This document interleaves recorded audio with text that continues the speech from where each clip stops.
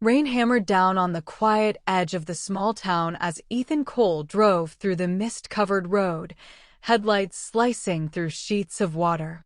His life had grown hollow since the accident that took his wife, and silence had become his worst enemy.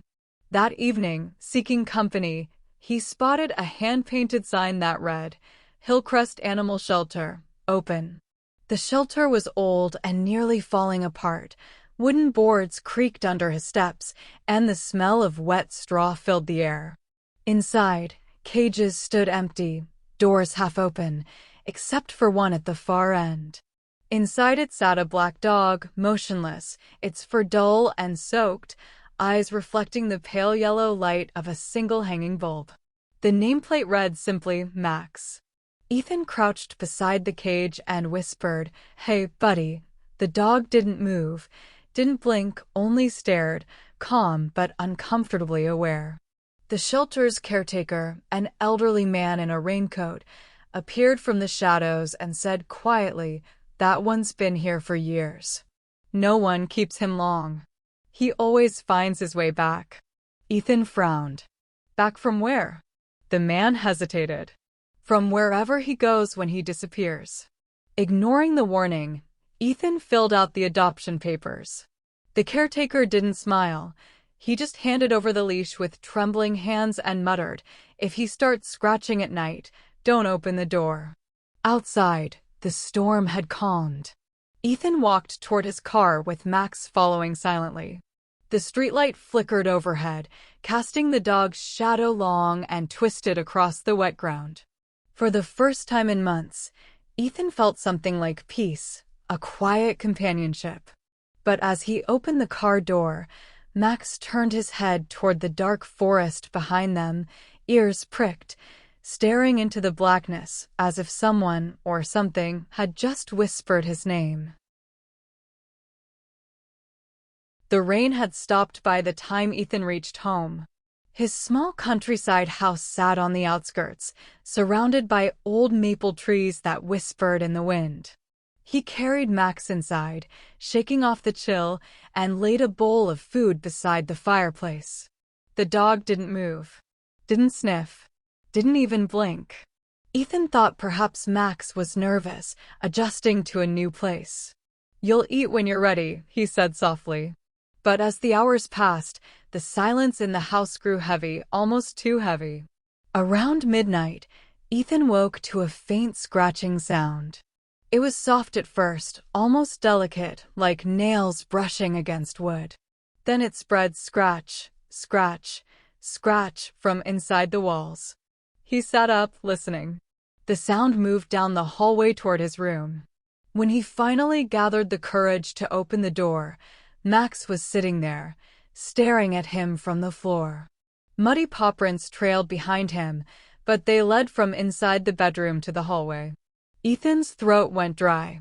He glanced at the window. It was locked from the inside. No one could have entered. And yet, there was dirt on the carpet. He whispered, "Max, how did you?" The dog tilted its head, eyes gleaming faintly red in the dark. A cold draft slipped through the room even though all windows were shut. The next morning, sunlight broke through the blinds. The food bowl was empty now, but the food itself looked untouched, as though it had simply evaporated.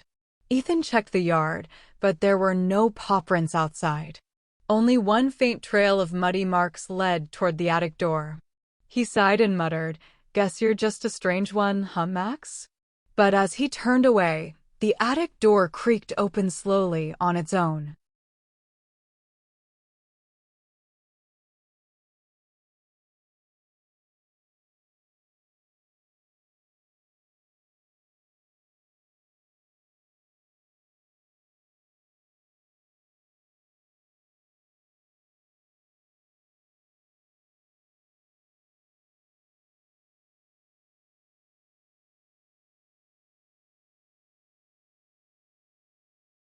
Days passed quietly, though Ethan couldn't shake the feeling that the house had grown different, colder somehow.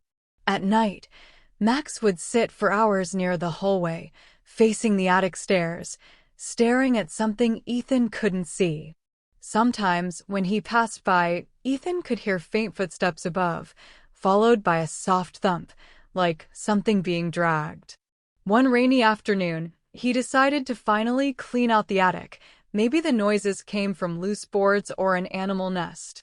The air grew colder as he climbed the creaky steps, flashlight in hand.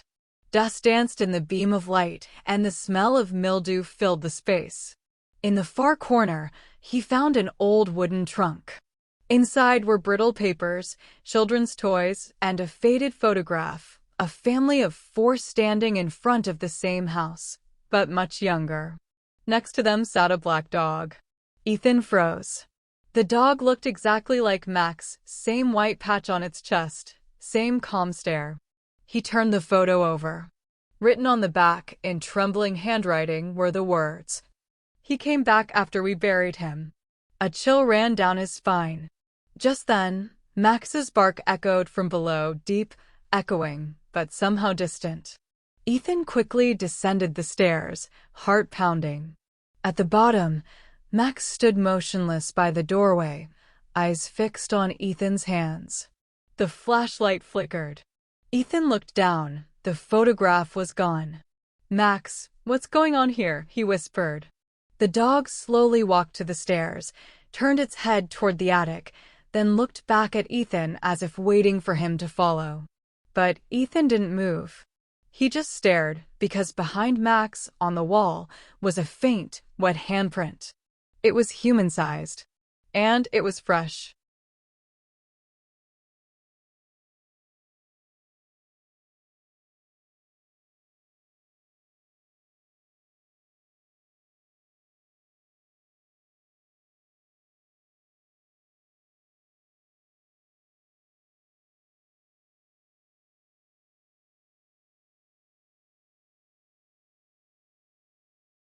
"4.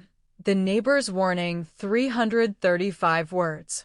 The following morning dawned gray and silent, the kind of cold calm that hangs in the air after days of rain. Ethan sat on his porch, sipping coffee, watching Max wander the yard. The dog never barked, never chased birds, never acted alive. It only moved when Ethan did, following him like a shadow. As he was lost in thought, the sound of a walking stick tapping against the pavement broke the quiet. Mrs. Dyer, his elderly next-door neighbor, approached slowly. She had lived on that street since the 1960s and was known for knowing everything about everyone. Her face turned pale when her eyes fell on Max. She froze mid-step, clutching her scarf. Where did you get that dog?" she asked, voice trembling. Ethan smiled faintly. "Adopted him last week. From Hillcrest Shelter." "Why?" Mrs. Dyer's lips quivered. "That's Henry's dog, from the old house fire." Ethan frowned. "Fire?" She nodded. 40 years ago. The house across the road burned down. They said Henry died trying to save his dog. When they found them, both were gone. A week later, neighbors swore they saw the same black dog wandering the street, eyes glowing red in the dark. No one ever caught him. He just kept returning. Ethan laughed nervously. "That's just a story." Mrs. Dyer shook her head. "Maybe. But when I see him," she pointed a trembling finger at Max, who was now sitting perfectly still, staring at her with unblinking eyes. "I feel that night again. The smoke. The screams." Ethan turned to look at Max, but the dog was gone. Vanished silently, leaving only a faint trail of muddy paw prints leading toward the forest. Mrs. Dyer whispered, "He only follows those who remind him of his master." Ethan's voice dropped. "And what happens then?" She looked at him sadly. "Then he never leaves."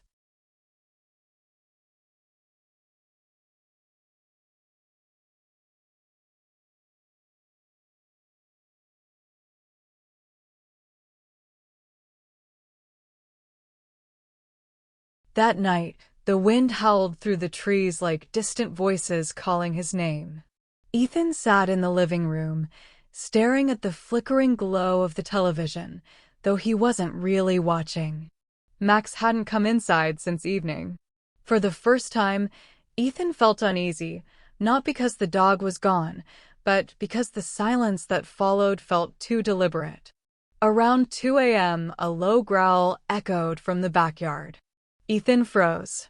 The sound wasn't threatening, it was mournful, almost human. He grabbed his phone and opened the live feed from his outdoor camera. The screen showed Max in the garden, digging furiously in the wet soil near the old maple tree. His movements were jerky, unnatural, as if something else was guiding him. Then he stopped, head jerking toward the camera, eyes glowing bright crimson for a single frame before the screen glitched. Ethan's chest tightened.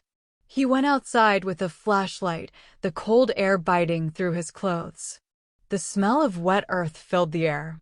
He followed the paw prints until he reached the freshly disturbed patch of ground. Kneeling, he brushed away the loose soil and found a small charred metal tag buried there. It read, Max, 1978. The beam of light trembled in his hand. Behind him, the soft sound of footsteps in mud. He turned slowly. Max stood a few feet away, tail low for dripping, eyes burning faint red. But when Ethan looked closer, the dog's face seemed to shift. A man's face flickered beneath the fur for a fraction of a second, mouth moving soundlessly. Henry, Ethan whispered. A deep, layered growl answered, one voice canine, the other unmistakably human. The wind surged, the trees bent, and the flashlight flickered out. The last thing Ethan heard before darkness swallowed him was the sound of digging right beside his feet.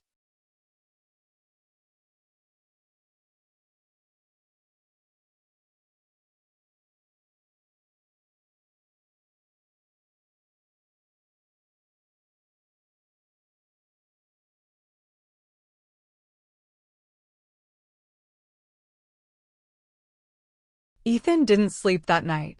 When dawn broke, the house was eerily quiet, no birds outside, no sound of wind through the trees. Only stillness. Max was gone again. The muddy patch in the yard was covered as if no one had ever touched it.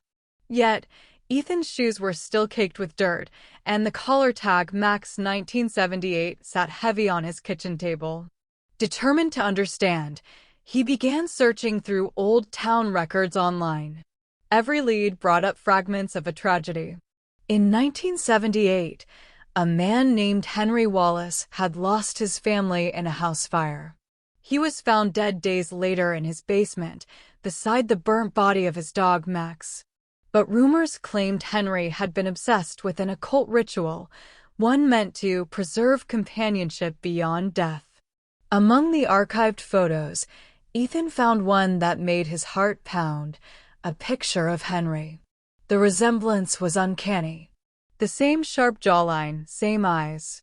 It was as if he was staring at himself. Suddenly, a low whimper echoed from the hallway. He turned. Max stood there, soaked in rain, though the weather outside was clear. Ethan whispered, "What are you?" The dog stepped closer, eyes glowing faintly. A voice, soft, broken, human, whispered, "Don't stop loving me." Ethan stumbled back. No, that's impossible." He found the ritual page in the archive notes. The text read, "Feed him affection, or he'll feed on fear." The air grew heavy, suffocating. Lights flickered. The dog's shadow stretched across the wall, taller, human-shaped. Ethan's heartbeat thundered as whispers filled the room, 100 overlapping voices repeating his name. He clutched the tag, tears in his eyes. "Henry, what did you do?" A cold breeze passed through him, and a whisper answered, "What you're doing now."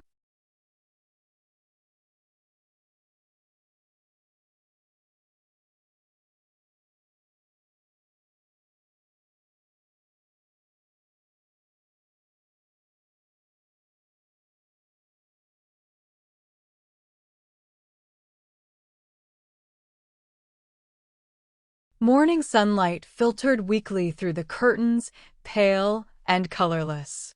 Ethan sat motionless in his living room, the collar tag still clenched in his hand. Max lay at his feet, silent as ever, eyes half closed. The night's events felt unreal, voices, shadows, the whisper that sounded too human to dismiss. He whispered, almost to himself, "I'm not Henry. I'm not." The dog lifted its head, ears twitching. Then, slowly, it placed a paw on Ethan's knee, a strangely human gesture. For the first time, Ethan didn't pull away. Instead, he smiled weakly, whispering, "You just want to be loved, don't you?" The room fell utterly silent. A faint hum vibrated through the air, like electricity under the skin. The temperature dropped sharply. The lights flickered once, then steadied. Outside, Mrs. Dyer watched through her window. She saw Ethan sitting on his porch, smiling, the black dog beside him wagging its tail gently. She sighed in relief. Perhaps the poor man had found peace. But when she glanced again, her expression froze. In the reflection of Ethan's window, there was no dog. Only Ethan, sitting alone, smiling at nothing. She rushed to his house, calling his name. The front door creaked open slowly. Ethan sat in the same position, eyes distant, smile frozen. His skin was pale, lips colorless. The collar tag on the table no longer said Max 1978. It now read, Ethan 2025. Mrs. Dyer stumbled back, trembling. The faint sound of scratching came from beneath the floorboards, slow, rhythmic, almost like breathing. Later, when the police arrived, they found no dog, no footprints, and no sign of struggle. Just that same tag, glinting faintly in the morning light. Down the empty street, a black dog trotted silently through the mist, eyes glowing faint red, heading toward the Hillcrest Animal Shelter. Waiting for the next lonely soul.